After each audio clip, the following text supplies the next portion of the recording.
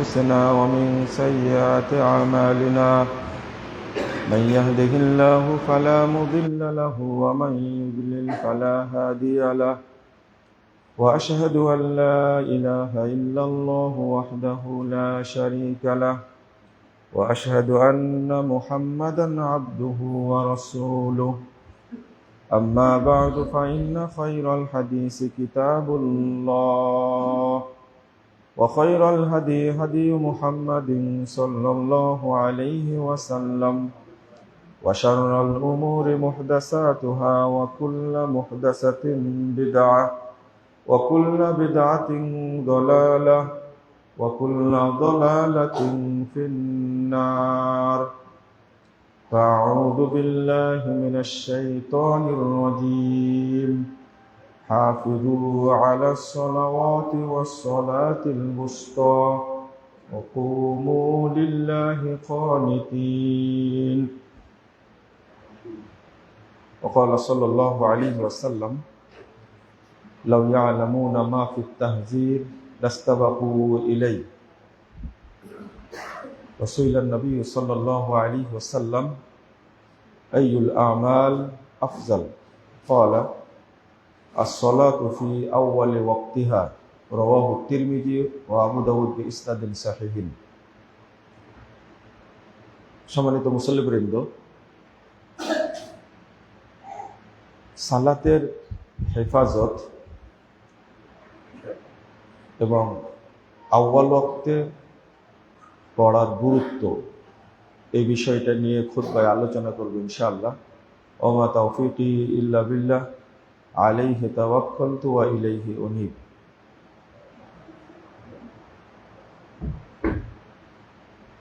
সালাত ইবাদতটা খুবই গুরুত্বপূর্ণ, সর্বশ্রেষ্ঠ ইবাদত। এটা আমরা সবাই জানি এবং অবগত, কিন্তু আমরা সালাতের প্রতি যত্নশীল না। যদি আমরা একটা বিষয়, যদি সালাতকে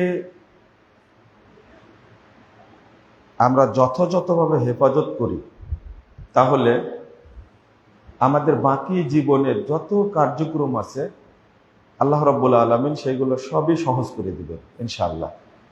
কোনো কাজ আমাদের বেঁধে থাকবে না, কারণ এই দায়িত্বটা আল্লাহ নিয়েছেন। তো সালাত পড়ার পরেও আমাদের কাজগুলো সহজ হয় না কেন? এই কারণগুলোই আমরা খুতবায় আলোচনা করার চেষ্টা করব ইনশাআল্লাহ। আল্লাহ বলছেন, ওয়া'মুর আহলাকা বিস-সালাহ ওয়াসতাবির আলাইহা।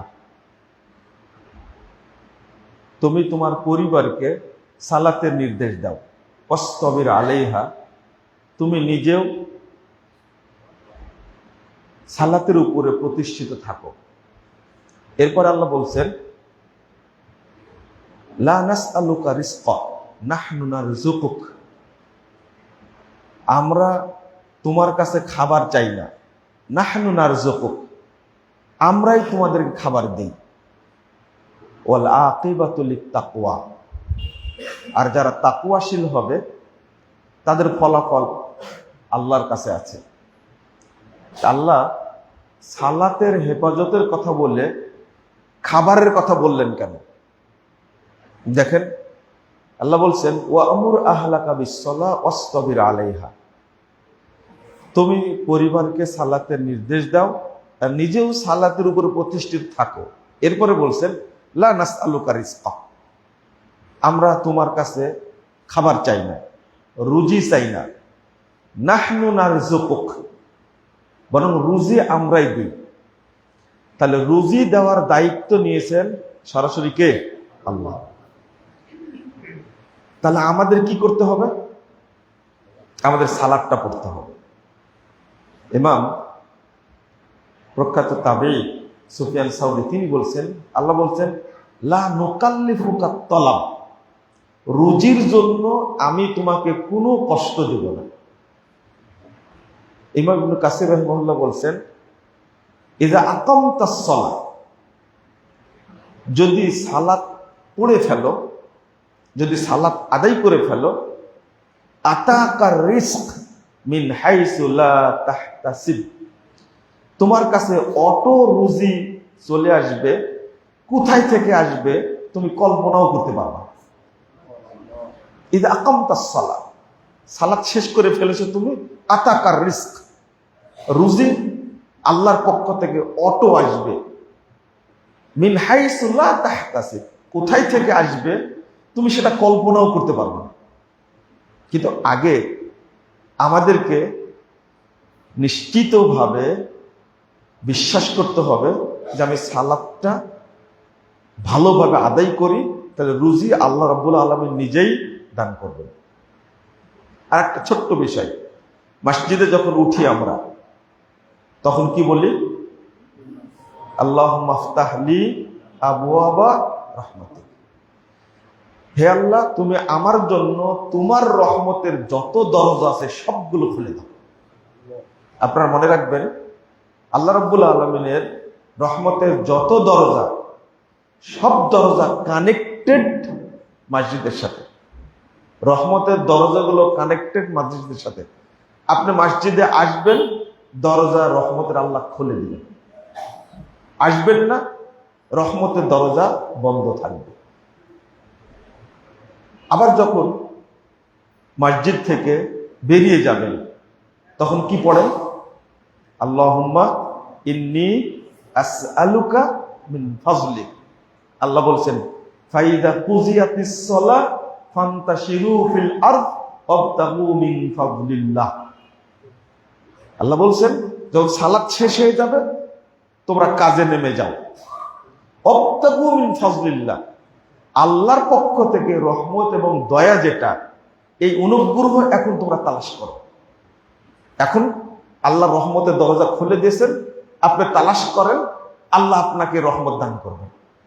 কিন্তু মসজিদে আসলেন না, দরজাও খুলবে না। মসজিদে আসলে দরজা খুলবে, আর মসজিদে না আসলে দরজা কি বন্ধই থাকবে। তো এখন আপনি যদি বলেন, তাহলে আমরা তো মসজিদে না গিয়েই তো খাবার পাই, চলাফেরা করতে পারি, অনেক টাকার মালিক। আমি বলবো যে আমেরিকার প্রেসিডেন্ট, বিশ্ব সন্ত্রাসী ট্রাম্প, তো ওর তো রুজি আরো বেশি, ওকে নামাজ পড়ে, তো ওকে খেতে দেয় কেন? একটা মুমিনদের জন্য আল্লাহ রহিম, কিন্তু মুমিন, কাফের, মুশরিক, মুসলিম সবার জন্য আল্লাহ রহমান। আল্লাহ রহমান বলে আপনাকে খেতে দেয়, কিন্তু আপনি মুমিন না। মুমিন হলে দুনিয়াতে আল্লাহর বরকত পাবেন, পরকালে স্পেশাল রহমত পাবেন। কাল কিয়ামতের মাঠে আল্লাহ শুধু রহিম আর রহমান এই সিফাত ধারণ করবেন না, শুধু মুমিনদের জন্য। আজকে আপনি যদি বলেন যে পাখিরা, মাছ, বনের পশুরা, তারা খাবার পায় কোথায় থেকে? কে খাবার দেয়? এটা একটা তার প্রমাণ। বনের পশুদের নির্দিষ্ট কি খাদ্য গুদাম আছে? আমাদের তো আছে। পাখিদেরও নাই। আল্লাহ তাদেরকে খাবার দেয় কেন? তারা খাবার কোথায় পায়? বিশাল বড় বড় মাছ নদীতে। কি কারণে? তারা খাবার কোথায় পায়? বনের বিশাল বিশাল হাতি, বাঘ, সিংহ, তাদের নির্দিষ্ট খাবার নাই। কিন্তু আল্লাহ তাদের খাবার দেওয়ার কারণ হলো ইউসাব্বিহু লাহু মা ফিস সামাওয়াতি ওয়াল আরদ। তারা সুবহানাল্লাহ, তাদের ভাষা বোঝা যায় না, কিন্তু তারা তাসবিহ পড়ে বলে আল্লাহ রাব্বুল আলামিন তাদেরকে অটো খাবার দান করে। কিন্তু আমরা আশরাফুল মাখলুকাত, আমরা জানার পরেও আল্লাহর তাসবিহ পড়ি না। তাসবিহ কেন বললাম? রাসূলুল্লাহ সাল্লাল্লাহু আলাইহি ওয়াসাল্লাম বলছেন সুবহানাল্লাহ। আমরা একটা শব্দ বলি না, সুবহানাল্লাহ। সুবহানাল্লাহ শব্দটা, সুবহানাল্লাহি ওয়া বিহামদিহি, এই বাক্যটা মর্যাদা এত বেশি। আল্লাহ রাব্বুল আলামিন বলছেন, এই জিকিরটা যদি আমি না দিতাম মানুষকে, মাখলুকাতকে, সুবহানাল্লাহি ওয়া বিহামদিহি এটা যদি না দিতাম, তাহলে কোন জীবকে আমি খাবার দিতাম না। শুধু এই বাক্যটার কারণে আল্লাহ খাবার দেন। যেমন অনেক কিছু আছে খাবার লাগে না। এই মসজিদের খাবার হলো মুসল্লিরা, কিন্তু অরিজিনাল খাবার নাই তাদের। বড় বড় বহু জিনিস আছে, তার খাবার নাই। যেমন ফেরেশতাদের খাবার আছে, খাবার নেই। ফেরেশতাদের খাবার নাই, কিন্তু মানুষের যে বহু সংখ্যক তারা, ঠিক আল্লাহ মানুষকে খাবারহীন রাখতেন যদি সুবহানাল্লাহি ওয়া বিহামদিহি জিকিরটা না দিতেন, না খেয়ে রাখতেন, না খেয়ে চলতো। ফেরেশতারা যেমন চলে। তো সুবহানাল্লাহ শব্দটা কেন বললাম? এত ভারী। ইউসাব্বিহু লাহু মা ফিস সামাওয়াতি ওয়াল আরদ। আমার হাতে যে লাঠিটা আছে না, এটাও কিন্তু আল্লাহর তাসবিহ বর্ণনা করে। এই যে ক্যামেরা দেখছেন, এটাও তাসবিহ বর্ণনা করে। এই তাসবিহ বর্ণনার কারণে আল্লাহ খাবার দেন তাদেরকে। কিন্তু মানুষকে আল্লাহ যে বললেন, তোমরা ঠিক টাইমে সালাতটা পড়ে নাও, আদায় করে নাও, তাহলে খাবারের ব্যবস্থা আমি আল্লাহ করব, এটা বুঝ দিছে। বুঝের পরেও মানুষ এই দায়িত্বটা পালন করে না। আমরা কিভাবে বঞ্চিত হই তার একটু দৃষ্টান্ত আমরা পেশ করব। আমরা সালাত পড়ি, কিন্তু সালাতের যে হেফাজত যাকে বলে, আমরা হেফাজতটা করি না। আল্লাহ কোরআনের মধ্যে 7 জায়গায় উল্লেখ করেছেন হেফাজতের কথা। তার মধ্যে আল্লাহ এক জায়গায় 9 নম্বর আয়াত, 9, 10, 11 নম্বর আয়াত সূরা মুমিনুনের মধ্যে বলছেন, যে সমস্ত মুমিন, কদ আফলাহাল মুমিনুন, যে সমস্ত মুমিন দুনিয়াবী জীবনেও সফল হয়ে গেছে, পরকালীন জীবনেও সফল হয়ে গেছে, তাদের একটা গুণ হলো আল্লাযীনা হুম আলা সালাওয়াতিহিম ইউহাফিজুন, যারা সালাতকে হেফাজত করে। উলাইকা হুমুল ওয়ারিসুন আল্লাযীনা ইয়ারিসুনাল ফিরদাউসা হুম ফিহা খালিদুন। আল্লাহ বলছেন, যারা সালাতের হেফাজত করে তারা তাদের উত্তরসূরি হবে যারা ইতিমধ্যেই জান্নাতুল ফেরদাউসের উত্তরসূরি হয়ে গেছে। সুবহানাল্লাহি ওয়া বিহামদিহি। হেফাজত, হেফাজতের প্রথম কথা হলো আল মুহাফাযা আন তাকুনা বিআদাইহা আউওয়ালা ওয়াক্তিহা।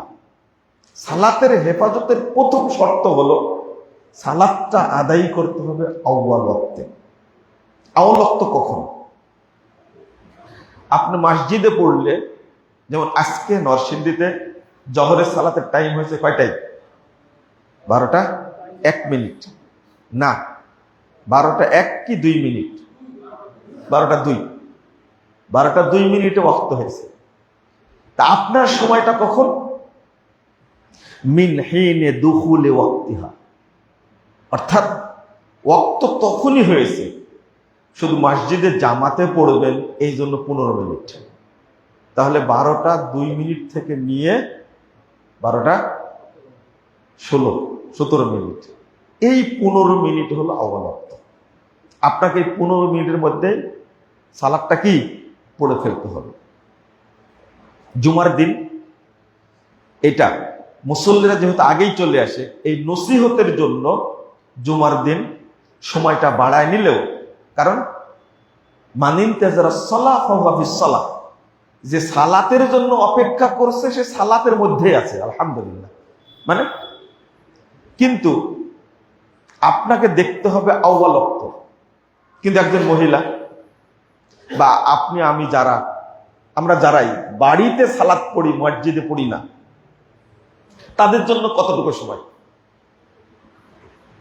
আপনি বাড়িতে সালাত পড়েন বা মহিলারা বাড়িতে সালাত পড়ে, তাদের টাইমটা আউয়াল ওয়াক্ত কখন? তাদের আউয়াল ওয়াক্ত হলো 12টা 2 মিনিটে সালাত পড়ে নিতে হবে। তাদের জন্য 5 মিনিট 10 মিনিট অপেক্ষা করার কোনো সুযোগ নেই। জামাতের জন্য 15 মিনিট অপেক্ষা করবে, যে জামাতে পড়বে না তাকে পড়তে হবে কখন? 12টা 2 থেকে শুরু করবে। জহরের সালাত সুন্নাত আছে কয় রাকাত? 4 রাকাত সুন্নাত আছে। সুন্নাতটা পড়লো। আগে আমাদের বুঝতে হবে, কিন্তু একজন মহিলা জহরের সালাতটা পড়ে কখন? 2টা, 2:30টা, 3টা। আর অধিকাংশ মহিলা পড়বে কখন? জহর আসর 2টা একবারেই পড়বে, ওই 5টা, 5:30টার দিকে বা 6টার দিকে। এটা তাদের স্বভাব। এখানে আপনার বাড়িতে বরকত না হওয়ার অন্যতম কারণ হলো এইটা। একটা মহিলা আপনার স্ত্রীকে শুধু আপনি মনে করেন সে আমার বউ, আমার ওয়াইফ, কিন্তু একজন স্ত্রী কিন্তু শুধু ওয়াইফ না। 1 নম্বর আল্লাহ বলছেন, ওমিন আয়াতিহি আন খালাকা লাকুম মিন আনফুসিকুম আজওয়াজা। আপনার স্ত্রীটা হলো আল্লাহর নিদর্শন। আল্লাহর নিদর্শন কেন? একটা স্ত্রী যে দিনদার হয়, তাহলে এটাই হলো বরকতের উৎস। রাসূলুল্লাহ সাল্লাল্লাহু আলাইহি ওয়াসাল্লাম একদিন বলছেন, আপনার 2452 নম্বর হাদিস, তাবরানী আওসাতের মধ্যে এসেছে। আল্লাহ রাসূল বলছেন, তাব্বাল লিয-যাহাবি ওয়াল ফিজ্জা, তাব্বাল লিয-যাহাবি ওয়াল ফিজ্জা, তাব্বাল লিয-যাহাবি ওয়াল ফিজ্জা। স্বর্ণের খনি, রূপার খনি সব ধ্বংস হয়ে যায়। 3বার বললেন। কওলি ইয়া রাসূলুল্লাহ। সাহাবীরা বললেন, স্বর্ণ আর রূপা এটাই তো মূল সম্পদ, তো এইটাকে আপনি ধ্বংসের দোয়া করছেন কেন? তাহলে আমরা আইয়ুল মালে নাত্তাখিযুহু, তাহলে কোন সম্পদ আমরা জমা করে রাখবো? রাসূল সাল্লাল্লাহু আলাইহি ওয়াসাল্লাম বলছেন, লিয়াত্তাখিযা আহাদুকুম যাওজাতান সালিহা। তোমরা দিনদার স্ত্রীকে বাড়িতে রেখে দাও, এটাই হলো স্বর্ণের খনি, এটাই হলো বরকতের খনি। তো যাকে আপনি বরকতের খনি মনে করছেন, ও যদি 5:30টায় জহর আসর পড়ে, তো বরকত নাজিল হবে কি করে?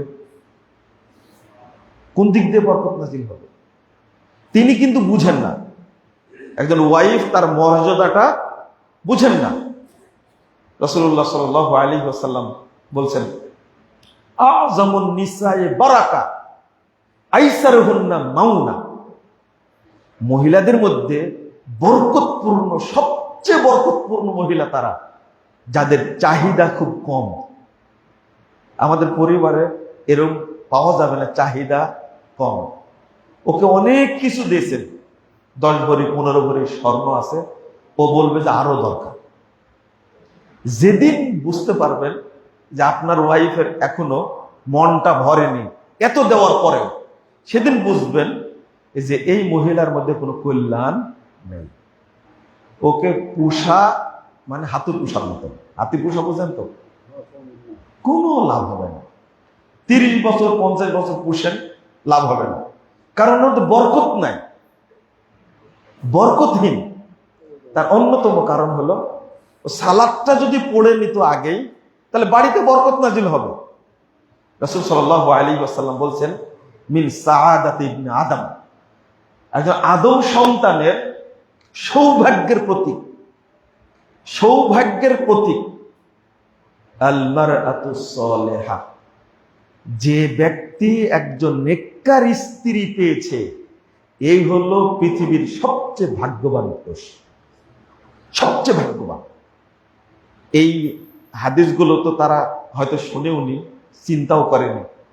একজন মহিলাকে আল্লাহ কত দাম দিচ্ছেন, রাসূল সাল্লাল্লাহু আলাইহি ওয়াসাল্লাম কত দাম দিচ্ছেন, তার উচিত না আমি দিনী কাজগুলো ভালোভাবে করি? স্ত্রী ভালো হবে, সন্তান ভালো হবে। শুধু তার একটা উদাহরণ, কত বরকতপূর্ণ একটা মহিলা দেখেন। রাসূলুল্লাহ সাল্লাল্লাহু আলাইহি ওয়াসাল্লাম বলছেন, ইব্রাহিম আলাইহিস সালাম একদিন ইসমাইল আলাইহিস সালামের বাড়িতে গেলেন। যাওয়ার পরে দেখা হলো ইসমাইল নাই, বনে কাজ করতে গেছে বাহিরে। জিজ্ঞেস করলেন, তোমরা কেমন আছো? তো ওই মহিলা বলছে, যে খুব একটা দিন ভালো যাচ্ছে না, শুধু এতটুকু বলেছে, দিনটা খুব ভালো যাচ্ছে না। ইসমাইল কোথায় গেছে? কাজ করতে গেছে। ইসমাইল আসলে বলো, সালাম দিয়েছে, আর চৌকাট চেঞ্জ করতে বললো, চৌকাট চেঞ্জ করতে বললো। আসলেন ইসমাইল আলাইহিস সালাম। সহিহ বুখারী, লম্বা হাদিস, আমি সংক্ষেপে বলি। তো উনি এসেই বুঝতে পেরেছেন কেউ এসেছিল। কি এসেছিল? তখন বলছেন যে একটা মুরব্বী লোক এসেছিলেন। কি বললেন? কেমন আছো? আমি বললাম যে খুব একটা সংসার ভালো যাচ্ছে না, আর আপনাকে সালাম দিয়ে গেছেন। আর বলছেন, শেষে বলেছেন যে চৌকাট চেঞ্জ করতে বলেছেন। হাদিসে যেটা আসছে, ওই অবস্থাতেই ইসমাইল আলাইহিস সালাতু ওয়াস সালাম তিনি বলছেন, তুমি এখন কাপড় পরে নাও, বাপের বাড়ি চলে যাও, ওইটা আমার আব্বা তোমাকে তালাক দিতে বলেছেন। বেশি কথা না, শুধু কতটুকু? সংসারটা, বাস্তবতা যেটা সেটাই বলেছে, সংসারটা ভালো যাচ্ছে না। এতটুকুর কারণে উনি আমার আব্বা তোমাকে তালাক দিতে বলেছেন। কারণ ইব্রাহিম আলাইহিস সালাম আবুল আম্বিয়া, সমস্ত নবী রাসূলের বাপ, তিনি খুব ভালো করে জানেন কোন মহিলার মধ্যে বরকত। এই কথা বললে এই পরিবারে কোনো বরকত নাজিল হবে না। হলো তাই, চলে গেল, তালাক দিতে চলে গেছে। পরে আবার আসছেন, এবার জিজ্ঞেস করছেন, আরেকটা বিয়ে করেছেন, জিজ্ঞেস করছেন কেমন আছো? আলহামদুলিল্লাহ। প্রথম কথা কি? আলহামদুলিল্লাহ। এই কথা শোনার পরে ইব্রাহিম আলাইহিস সালাম দোয়া করে দিলেন। আবুল আম্বিয়া, সমস্ত নবী রাসূলের বাপ, দোয়া করছেন, আল্লাহুম্মা বারিক ফিল মাই ওয়াল লাহম। আল্লাহ, তুমি পানিতে এবং গোশতে বরকত দান করো। এই যে দোয়া করে দিলেন, সৌদি আরবে কোথাও ডিপ টিউবওয়েলে পানি ওঠে না, কিন্তু পৃথিবীর কোনো বান্দা বলতে পারবে না যে সৌদি আরবে হজ্জে গেছিলাম এই পানি পাইনি। এত পানির ব্যবস্থা করেছেন আল্লাহ রাব্বুল আলামিন। পৃথিবীর অন্য কোন রাষ্ট্রকে একবারের জন্য দায়িত্ব দেওয়া হয় যে একটা হজ তোমরা করাও, পৃথিবীর কোন রাষ্ট্র পারবে না। আর আমাদের দেশে এত গরু ছাগল, এর পরেও মন্ত্রী বলে যে আমাদের ঘাটতি এবার হবে না। কিন্তু সৌদি আরবে কত হাজার হাজার কোটি কোটি ছাগল, উট জবে করা হয়, কোনোদিনও একটা শট পড়েনি। ওই যে দোয়া, আল্লাহুম্মা বারিক ফিল মাই ওয়াল লাহম, আল্লাহ পানিতে এবং গোশতে বরকত দান করো। তারা গোশত তো খায়, এক একজন কুরবানি করে, 100-200 উট কুরবানি করে, 200-300-500 ছাগল কুরবানি করে। কাদের জন্য? ওই ফিলিস্তিনের জন্য, সিরিয়ার জন্য কুরবানি করে, সেই কুরবানি পাঠা দেয়। আর আমাদের দেশের কুরবানি একটাও কি বাহিরে যায়? এক পিছেও যায় না বাহিরে। এত থেকে কি আপনার লাভ? কিন্তু সেখানে কোনো শর্ট পড়ে না, বরং তারা মানুষকে দেয়। আমার বলার উদ্দেশ্য হলো, একটা মহিলার শুধু আলহামদুলিল্লাহ বলার কারণে আল্লাহ এমন বারাকা দিলেন, কিয়ামত পর্যন্ত এই বরকতটা ভোগ করবে এক মহিলা। আবার ইসমাইলের মা নাম কি? নাম কি? হাজেরা।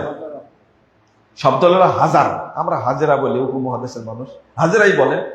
সেই হাজারা, তার কারণে যে আল্লাহ কি বরকত দিলেন। জমজমের পানিটা কার কারণে আসছে? সারা পৃথিবীর মানুষ খায় ওই মহিলার কারণে। সাফা মারুয়া দৌড়াচ্ছেন, মারুয়া পাহাড় উপরে দাঁড়িয়ে দেখতে পেলেন একজন মানুষ দাঁড়া আছে, তিনি হলেন জিবরিল আমিন। দৌড় দিয়ে আসলেন, 7 পাক দেওয়ার পরে দেখছেন লোক দাঁড়ায় আছে, আসলেন, আল মালাক।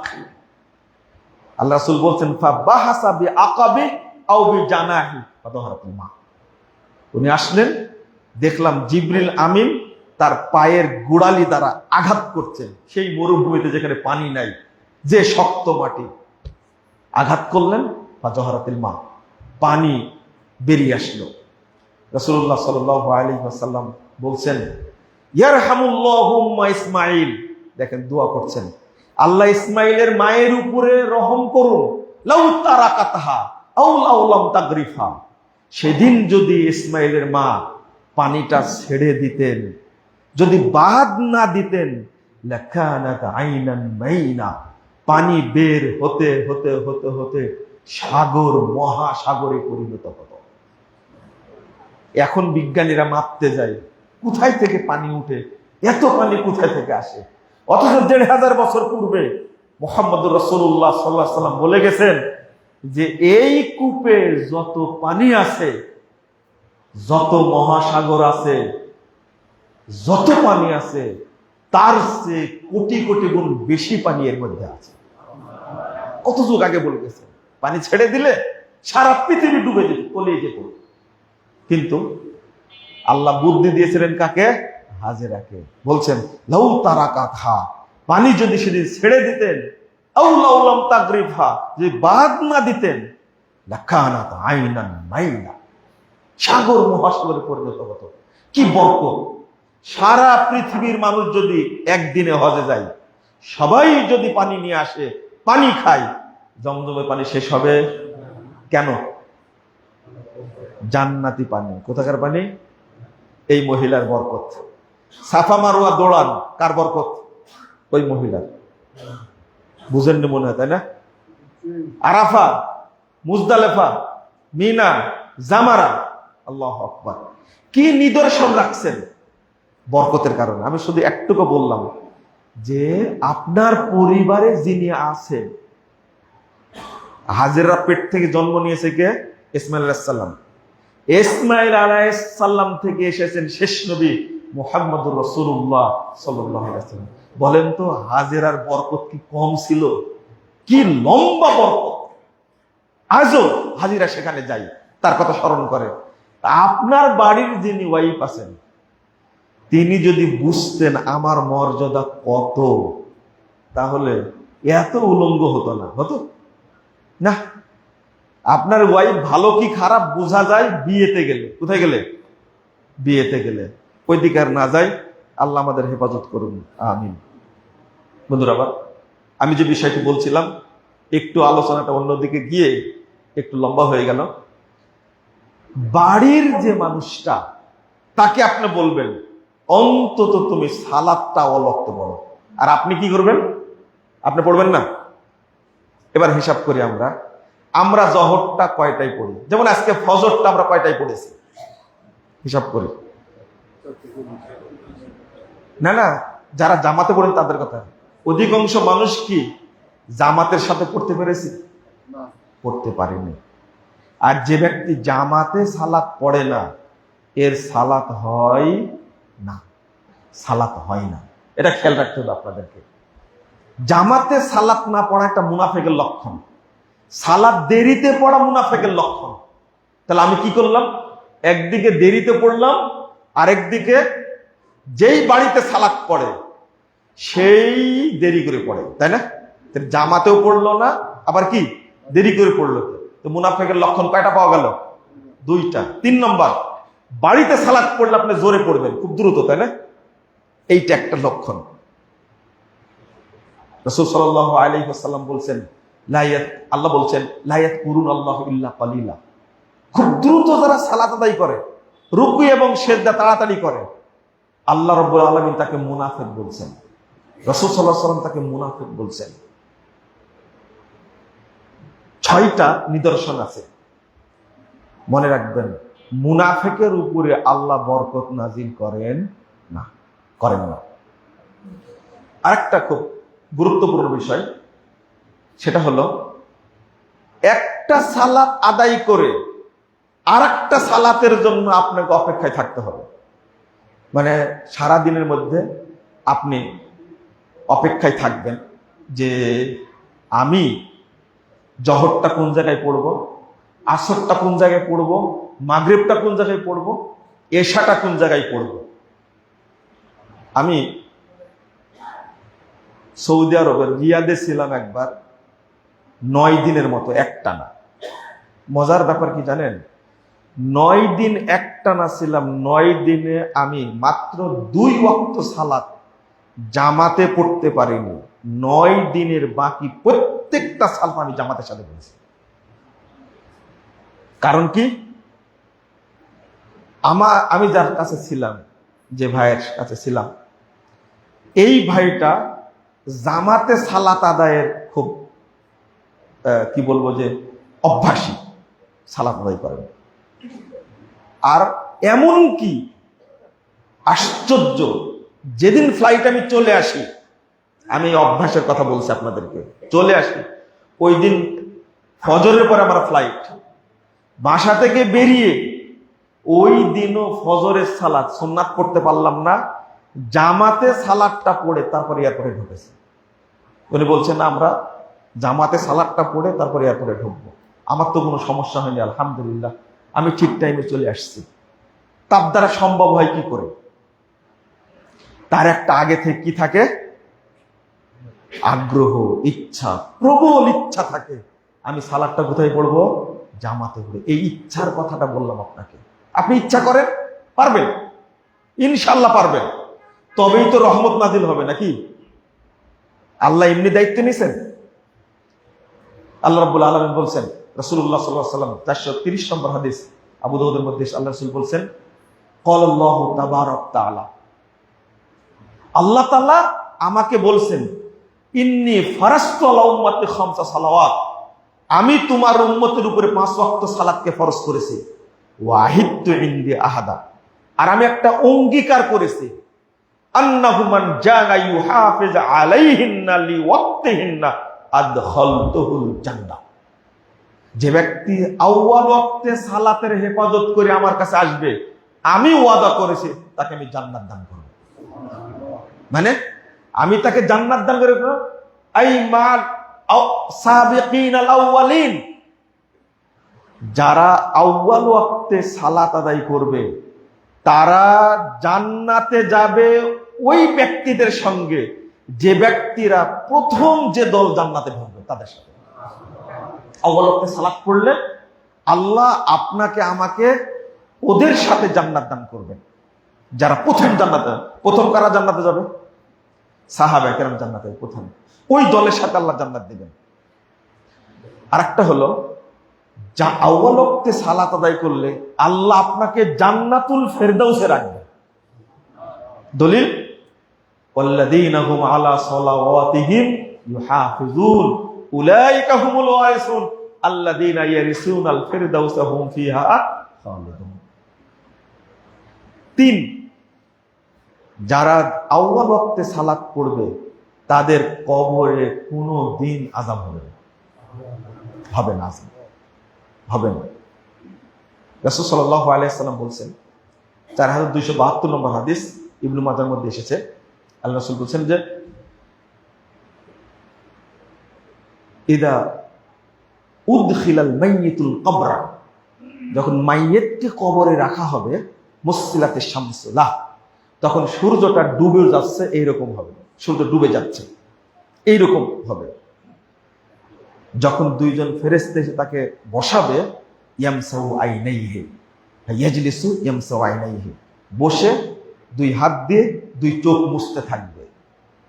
আর তারা বলবে, মার রব্বুকা, এই তোমার রবকে, ওমা দিন, তোমার দিন কি? বলবে না। ও দেখতে পাবে যে সূর্য ডুবে যাচ্ছে, দেখেন সালাতের প্রতি কত যত্নশীল।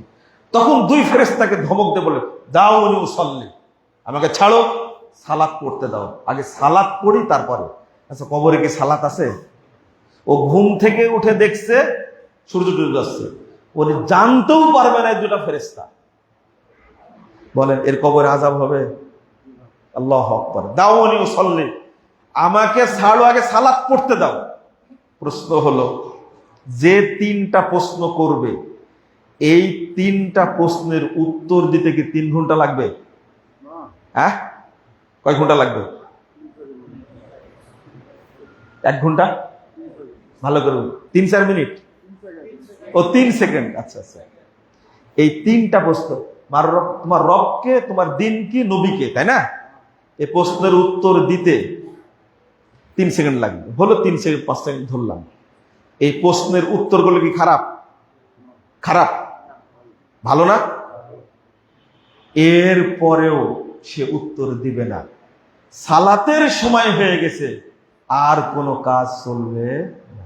যতই ভালো কাজ হোক চলবে না। ও সালাত আউয়াল ওয়াক্তে পড়েছেই বলে ফেরেশতাকে ধমক দিয়ে বলছেন, দাউনি উসাল্লি, তোমরা আমাকে ছাড়ো, আমাকে আগে সালাত পড়তে দাও। কোনো উত্তর চলবে না, আগে কি সালাত। বলেন তো দেখি, এইরকম কোন লোক আছেন যে কবরে গিয়ে 2 ফেরেশতাকে ধমক দিতে পারবেন? একজন আছেন, আমরা আছি? একজনও নেই, একজনও নেই। যে ফেরেশতাকে ধমক দিতে পারে তার কবরে আযাব হবে না। কতক্ষণই ফাইনাল, দাউনি উসাল্লি, ছাড়ো, আমি আগে সালাত পড়বো, তারপরে কথা হবে। এত সুন্দর কথা 3 সেকেন্ডে শেষ হয়ে যাবে, কিন্তু মুসল্লি উত্তর দিবে না। দুনিয়াতে এটাই, সালাতের টাইম হয়ে গেছে, ওয়াইফ বলবে এটা করো না, কোনো কথা চলবে না, আগে সালাত রাখো, আগে সালাত। আপনার ওয়াইফকে তো ধমক দিতে পারেননি কোনোদিন, পেরেছেন কোনোদিন? কোনোদিনই পারেননি, বলতেই পারেননি এই সালাত আজকে পড়েছো ঠিক টাইমে, জহর কয়টাই পড়েছো বলো তো? বাড়ি থেকে জিজ্ঞেস করেছেন কোনোদিন? কোনোদিন বলেননি। ওয়াইফকে ধমক দিতে পারেন না, কবরে গিয়ে আপনি ফেরেশতাকে ধমক দিবেন? এটা কে বিশ্বাস করবে? আপনার তো উচিত ওই জায়গাটা ঠিক রাখা, তাহলে না বরকত নাজিল হবে। বরকতের কথা তো আগেই বলে দিছি। 4, 3টা বলেছি না? 4 নম্বর, এই মানুষটাকে আল্লাহ রাব্বুল আলামিন সুবহানাল্লাহি বিহামদিহি, আল্লাহ দুনিয়াতে থেকেই সুসংবাদ দিয়ে দিবেন, আমার এই বান্দা জান্নাতি বান্দা। দুনিয়াতে আপনি আল্লাহকে সালাত পড়ছেন, শুধু আপনার জন্য না, আল্লাহর নিয়ন্ত্রণে, অর্থাৎ আল্লাহ যত ফেরেশতাকে সৃষ্টি করেছেন সমস্ত ফেরেশতাকে আল্লাহ ঘোষণা দেয়া বলবেন, আমার এই বান্দা জান্নাতি বান্দা, যদি আল্লাহকে সালাত পড়েন। আবু দাউদের হাদিসটা 1203 নম্বর হাদিস। আল্লাহ রাসূল বলছেন, ইয়াজিবু রাব্বুকুম মিন রাইয়া গনাবিন ফি রাসি সাজিয়াতিন বিজাবাল। আল্লাহ রাসূল একদিন বলছেন, ওই যে পাহাড়ের চূড়ায় একটা লোক ছাগল চড়াচ্ছে, দেখো আল্লাহ ওই রাখালের প্রতি এতটাই সন্তুষ্ট হয়েছেন, খুশি হয়ে গেছেন। কেন? রাখাল একাই আজান দিয়ে সালাত পড়ছে। আল্লাহ তাআলা বলছেন, উনজুরু ইলা আবদি হাযা, ও ফেরেশতারা আমার ওই বান্দার দিকে তাকিয়ে দেখো। ইউয়াজ্জিনু ওয়া ইউকিমুস সালাহ, আজান দিয়ে সে সালাত আদায় করছে, তোমরা সাক্ষী থাকো। গফারতু লি আবদি ওয়া আদখালতুহুল জান্নাহ, আমি বান্দার সব পাপ ক্ষমা করে দিলাম এবং আমি তাকে জান্নাত দিয়ে দিলাম। এটা একটা ঘোষণা। রাসূল সাল্লাল্লাহু আলাইহি ওয়াসাল্লাম বলছেন, 801 নম্বর হাদিস ইবনে মাজাহর মধ্যে এসেছে, আল্লাহ রাসূল সাল্লাল্লাহু আলাইহি ওয়াসাল্লাম বলছেন, একদিন মাগরিব আর এশা সালাতের, মাগরিব পড়া হয়ে গেছে, এশা সালাত পড়ার জন্য কিছু লোক মসজিদে আসে, অপেক্ষা করছে। সালাতের জন্য অপেক্ষা করলে কি হয় দেখেন, রাসূল সাল্লাল্লাহু আলাইহি ওয়াসাল্লাম দৌড় দিয়ে আসছেন।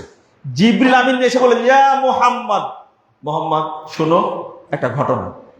এই যে লোকগুলো, আচ্ছা মাগরিব পড়ে অধিকাংশ চলে গেছে, এশা পড়ার জন্য কত লোক থাকতে পারে বলেন তো দেখি? বেশি লোক থাকতে পারে না, অল্প।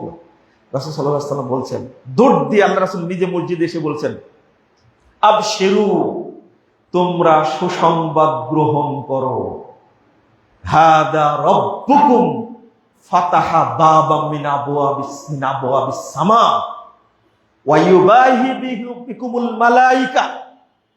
আল্লাহ রাসূল সাল্লাল্লাহু আলাইহি ওয়াসাল্লাম বলছেন, আল্লাহর যত রহমতের দরজা আছে সমস্ত দরজার একটা দরজা আল্লাহ খুলে দিয়েছেন এবং ফেরেশতাদের সাথে আল্লাহ তোমাদেরকে নিয়ে গর্ব করছেন এবং সুসংবাদ দিচ্ছেন। কিসের? আন উদখিলাহুল জান্নাহ, যারা অপেক্ষা করছে আমি তাদের জন্য ওয়াদা করছি, তাদের জন্য জান্নাত রেডি করে রাখছি। কেন?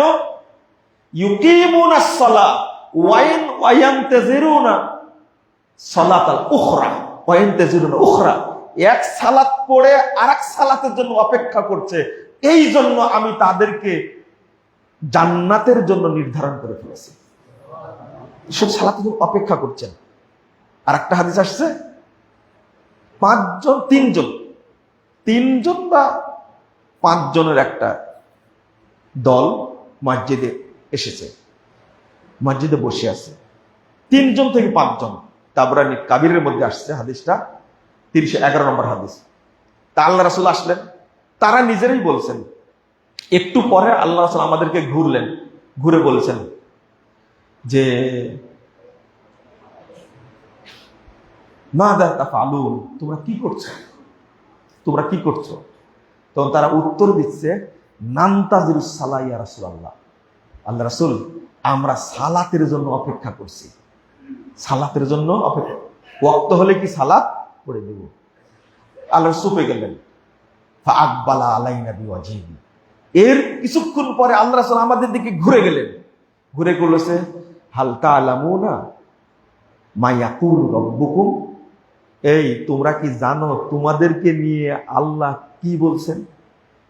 আল্লাহ তোমাদেরকে, লোক কয়জন? 5 জন বা 3 জন। এই 5 জন বা 3 জন লোককে নিয়ে আল্লাহ কথা বলছেন। রাসূল সাল্লাল্লাহু আলাইহি ওয়াসাল্লাম জানাচ্ছেন, কি বলছেন? মান সাল্লাস সালাতা লি ওয়াক্তিহা, যে ব্যক্তি আউয়াল ওয়াক্তে সালাত পড়বে, ওয়া হাফাযা আলাইহা, এবং তাকে হেফাজত করবে, ইন্না লাহু আলাইয়া আহদান আন উদখিলাহুল জান্নাহ, তার জন্য আমার কাছে অঙ্গীকার হলো আমি আল্লাহ তাকে জান্নাত দান করব। আউয়াল ওয়াক্তে সালাত পড়ার কথা আমি বললাম। আমরা চেষ্টা করি সালাতটা যখন টাইম হয়ে যাবে তখন আদায় করে দেবে ইনশাআল্লাহ। তবে আল্লাহকে বারবার বলতে হবে, কি বলতে হবে? রব্বি আল্লি মুকিমাস সালাতি ওয়া মিন যুররিয়াতি রব্বানা ওয়া তাকাব্বাল দুআ। এটা জানা আছে না? এটা বেশি বেশি পড়লে, আল্লাহ কবুল করলে আপনার পরিবারে একজনও বেনামাজি থাকবে না ইনশাআল্লাহ, একজনও থাকবে না পরিবারে। কারণ ইব্রাহিম আলাইহিস সালাম এই দোয়াটা পড়েছেন, তারপরে পড়েছেন রাসূল সাল্লাল্লাহু আলাইহি ওয়াসাল্লাম, সব নবী রাসূলের দোয়া এটা। আপনিও পড়বেন, আপনার পরিবারে কোনো বেনামাজি থাকবে না ইনশাআল্লাহ। আমরা এই যে সালাতটাকে সঠিকভাবে হেফাজত না করার কারণে আল্লাহ আমাদের প্রতি রহমত নাজিল করেন না। আমরা রুজির উপরে নির্ভরশীল বেশি। আগে রুজি, আগে চাকরি, তারপরে আগে ব্যস্ততা, তারপরে কি সালাত না, সবার আগে সালাত, তারপরে সমস্ত ব্যস্ততা আল্লাহ আমার জন্য আপনার জন্য কি করে দিবেন? একেবারে সহজ করে দিবেন। শেষ হাদিসটা হলো, আল্লাহ রাসূল বলছেন 615 নম্বর হাদিস, লাউ ইয়ালামুনা মা ফিত তাহজির লাস্তাবাকু ইলাই, আউয়াল ওয়াক্তে সালাত পড়ে নেওয়ার মধ্যে যে কি বরকত, কি কল্যাণ আছে, যদি তারা জানতো তাহলে সব কাজ বাদ দিয়ে আগে সালাতটা পড়ে ফেলতো। আসলে আমরা জানি না এর বরকতটা কি। আল্লাহ রাব্বুল আলামিন যেন আমাদের সকলকে আউয়াল ওয়াক্তে সালাতের হেফাজত করার তৌফিক দান করেন, আমিন।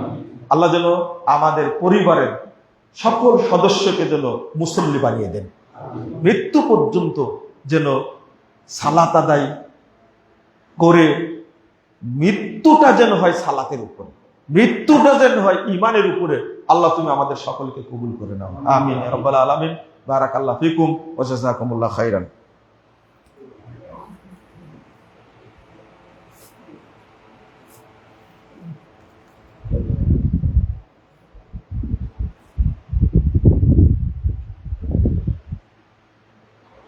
আলহামদুলিল্লাহি ওয়াহদাহু ওয়াসসালাতু ওয়াসসালামু আলা মান লা নাবিয়্যা বা'দা। আল্লাহুম্মা সাল্লি আলা মুহাম্মাদ ওয়া আলা আলি মুহাম্মাদ কামা সাল্লাইতা আলা ইব্রাহিম ওয়া আলা আলি ইব্রাহিম ইন্নাকা হামিদুম মাজিদ। আল্লাহুম্মা বারিক আলা মুহাম্মাদ ওয়া আলা আলি মুহাম্মাদ কামা বারাকতা আলা ইব্রাহিম ওয়া আলা আলি ইব্রাহিম ইন্নাকা হামিদুম মাজিদ। সম্মানিত মুসল্লিবৃন্দ, আমি অনেকদিন পরে খুতবায় এসেছি। এটা আমার সমস্যার কারণে। আমি চেষ্টা করব ইনশাআল্লাহ আপনাদের মসজিদে মাঝে মাঝে আসার। আপনারা আপনাদের কাছে একটা দোয়া চাচ্ছি।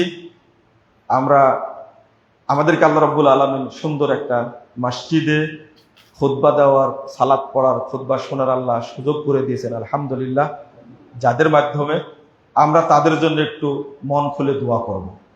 বিশেষ করে মাস্কো গ্রুপের জন্য, তার সদস্যদের জন্য, বিশেষ করে মাস্কো গ্রুপের চেয়ারম্যান এম এ সবুর সাহেব অসুস্থ, বিপদগ্রস্ত। আমরা দোয়া করব আল্লাহ যেন তার সমস্ত বিপদ দূর করে দেন, আমিন। আর এই যে বদনজর এবং কুচক্রী মহল থাকে, যারা ষড়যন্ত্র করে, মাকারু ওয়া মাকার আল্লাহ আল্লাহু খায়রুল মাকিরিন, এইটা আমরা আয়াত জানি। তো আল্লাহ যাকে নিরাপত্তা দান করেন তার কেউ ক্ষতি করতে পারে না, ইনশাল্লাহ পারবে না। আমরা আল্লাহর কাছে দোয়া করি আল্লাহ যেন সার্বিকভাবে হেফাজত করেন তাদেরকে, আল্লাহ যেন সুস্থতা দান করেন, আল্লাহ যেন হায়াত দান করেন, ইসলামের যে খেদমতগুলো করেন এই খেদমতগুলো যেন তাকে করার তৌফিক দান করেন। আসলে আমরা দোয়া করতে, আল্লাহর কাছে বলতে মন চাই এই জন্য যে সবার দ্বারা দিনই খেদমত হয় না। আল্লাহ কাউকে সম্পদ দেন এবং তার মাধ্যমে দিনই খেদমত নেন, আলহামদুলিল্লাহ। তো আমাদের মাস্কো গ্রুপের অবদানটা ইসলামের ক্ষেত্রে, মসজিদ মাদ্রাসা এতিমদের ক্ষেত্রে অপরিসীম, এটা হিসাব করা যাবে না। আল্লাহর কাছে দোয়া করি আল্লাহ এই সমস্ত দান খায়রাতের দুয়ার ওসিলাই তুমি সার্বিকভাবে আমাদেরকে হেফাজত করো, আমিন ইয়া রাব্বাল আলামিন। আপনারা অন্তর থেকে দোয়া করবেন। জাযাকুমুল্লাহ খায়রান ওয়া বারাকাল্লাহু ফিকুম। আল্লাহুম্মা গফির লানা ওয়া লিল মুমিনিনা ওয়াল মুমিনাত ওয়াল মুসলিমিনা ওয়াল